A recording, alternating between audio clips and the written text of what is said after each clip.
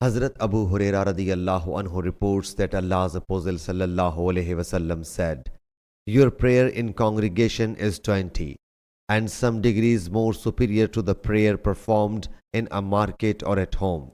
It is so because when anyone performs ablution, he should perform it perfectly, then come to the mosque with no other intention save performing prayer, and only prayer may have induced him. Then his status is uplifted by 1 degree in lieu of every step, or his sin is obliterated, and an angel made a special supplication for the blessing for that person as long as he remains at the place he has performed the prayer. O Allah Jalla Jalaluhu, shower a special blessing on him. O Allah Jalla Jalaluhu, show mercy to him, until he renders his ablution void and teases the angels due to it, and said, you will remain engaged in prayer as long as the prayer detains you." Sahih Bukhari, Hadith number 2119.